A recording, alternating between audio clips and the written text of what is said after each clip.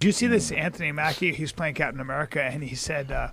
he's not for America. Yes, he basically said, but it makes no sense because Captain America's for justice and for fair play and all that. Cool. It was a PR That guy's not my Captain America. No, that's not that guy's my a Captain. Pussy. Isn't it weird that they feel like they have to say stuff like that to keep working? It's like, weird. Now Americans aren't going to go Captain America. It's terrible. That's for what numbers. happened. Joe Rogan has never hidden his love for Marvel movies, but let's be honest, if you're going to make lazy, preachy movies, he's not going to pretend they're masterpieces. This man built his career on calling out nonsense, and today we're diving deep into some of Joe Rogan's best moments, absolutely torching Marvel. And believe me, you're going to enjoy every spicy second of this roast session. Now let's kick things off with Anthony Mackie. Good old Falcon was given Captain America's iconic shield, but instead of embracing the symbolism, he dropped this gem during a promo. Captain America represents a lot of things, but America shouldn't be one of them. Wait, what? That's like saying Spider-Man shouldn't represent spiders or Batman shouldn't represent bats. Make it make sense, Joe. He couldn't handle this either, and honestly, who could blame him? He blasted Mackie, saying, "Move to Ukraine if you don't like America that much." Yikes, Joe. Tell us how you really feel. But seriously, Marvel tried covering Mackie's comments by claiming fans misunderstood him. You know, because we're clearly the idiots here, not the multi-million-dollar studio that greenlit this disaster. Predictably, the fans weren't buying it. Karma came fast, and Captain America 4 is tanking harder than the Titanic. And let's be real, fans already wanted Bucky to inherit the shield because that's what actually happened in the comics. But who cares about source material when you can shove political correctness down everyone's throat, right? When we talk about awkwardness, do you recall when Marvel made the decision to move into politics? Do you remember when all of the Avengers came together on a Zoom call to make their support for Kamala Harris? This was a wonderful example of Rogan's ability to roast anything by asking, do you think that even a single person is going to vote for Kamala Harris because Iron Man said so? In all seriousness, there is nothing that screams genuine political engagement more than a group of celebrities who obviously got their publicists to tell them what content to say.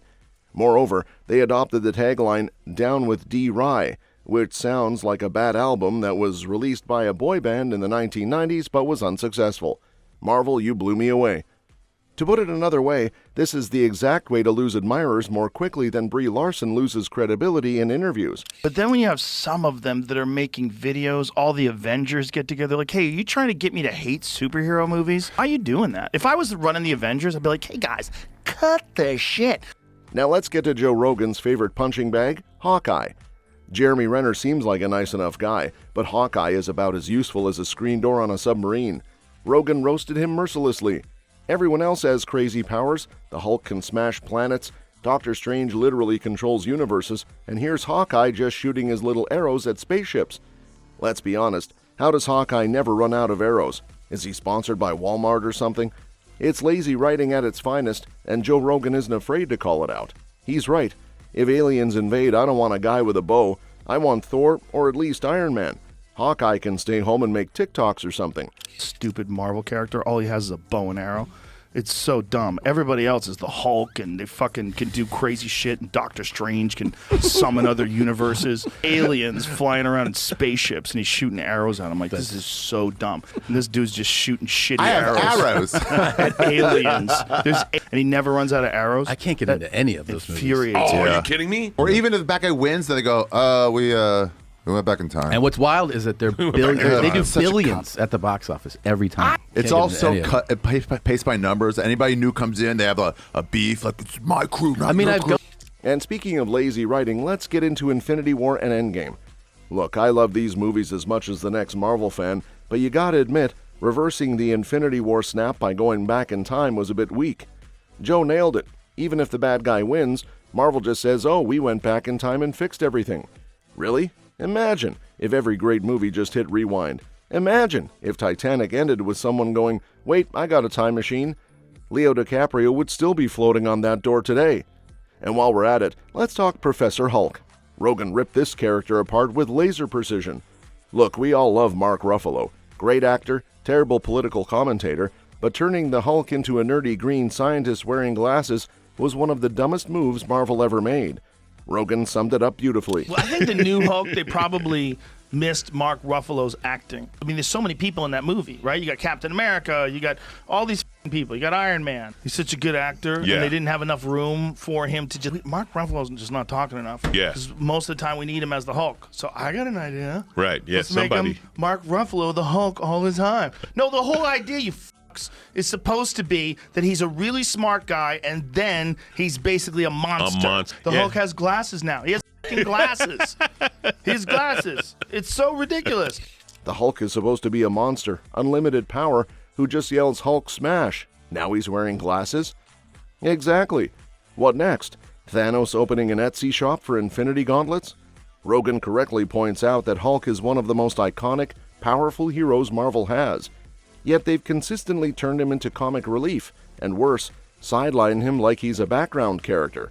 It's like putting LeBron James on the bench during Game 7 of the Finals. It doesn't make sense. And oh boy, here comes Joe's ultimate target, Brie Larson as Captain Marvel. Strap yourselves in, this one's a doozy. Brie Larson once wanted to ban male journalists from her press junkets to make them more inclusive.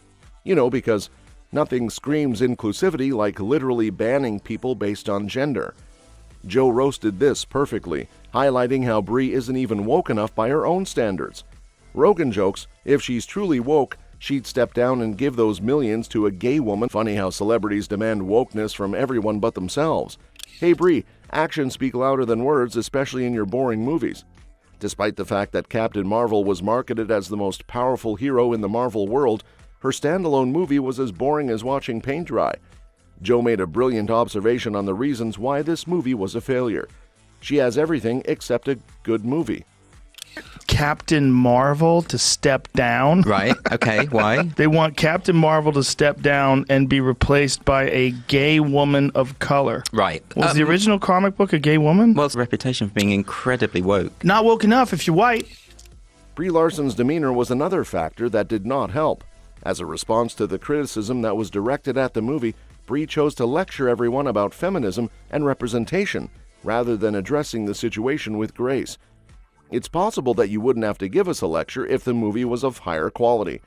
To put it simply, as a funny way to summarize the situation, Rogan made the observation that Captain Marvel has way too many powers and way too few fans. When we are discussing disappointments, let's talk about the writing that Marvel does. Joe Rogan brought to light the irrefutable fact that Marvel stopped trying after a certain point since they were aware that fans would watch anything that had their logo plastered on it. Following the release of Infinity War, there was a significant drop in the quality of the storyline, which Joe refers to as Marvel getting lazy because they could print billions no matter what. Keep in mind the times when Marvel took chances, such as when they gave us the Dark Knight trilogy. Although that is in Washington, D.C., you get the point. After giving us Heath Ledger's classic portrayal of the Joker in The Dark Knight, which is widely considered to be the best villain portrayal ever, Marvel is unable to even provide us a proper villain these days. The alternative is that every 5 seconds we are treated to singing jokes and quirky one-liners. To tell you the truth, if I hear one more superhero singing, I will join Thanos and snap my fingers myself. Finally, Joe Rogan highlighted how Marvel's forced woke politics have ruined once beloved franchises. Think of disasters like Rings of Power, The Velma Show, and even the upcoming Harry Potter reboot, each being suffocated by corporate pandering. It's not enough that they're ruining Marvel, now they're after everything else we love. Rogan rightly mocks these moves, calling them out for what they are: lazy, performative, and insulting to fans who just want a good story. Hollywood's idea of representation these days isn't telling meaningful stories, it's ticking boxes on a corporate checklist, and if you dare criticize it, they'll label you a hater. But Joe Rogan doesn't care. He'll call out Marvel's hypocrisy every single time. Look, I get it. We all love Marvel movies, but we have to admit they're not what they used to be. Maybe it's time Hollywood stopped telling us what we should like and start focusing on quality instead. Instead of making Captain America hate America, Hawkeye shoots infinite arrows, and Captain Marvel the most unlikable hero ever, maybe just write a good script. Crazy idea, right? I'm going to go Hulk or Thor. Those would be my two in a fight. Interesting. Because I think Captain Marvel comes down and fucks them all up. She's badass. Her movie was so like it filled the story, so you knew who she was, but it wasn't that great. They gave her too many powers. Badass. She almost has too many They gave powers. her everything except a good movie. That's true. They keep her in the movie department. There is one thing that Joe Rogan is absolutely correct about. Marvel has lost touch with their audience because they have become lazy. They are under the impression that they can get away with anything, and unfortunately they have been doing so for a very long time. But as the recent Marvel box office disasters prove, people are waking up. They're tired of the preaching, the lazy writing, and being told what to think. And if Marvel doesn't change course soon, they'll lose even their most loyal fans. Yes, including Joe Rogan. So tell me, do you agree with Joe Rogan? Has Marvel lost its magic? Or are we just expecting too much? Drop your thoughts below, and remember, if Hawkeye can still be an Avenger with just arrows, you can definitely achieve your dreams. Just don't expect Marvel to make a good movie about it. See y'all next time.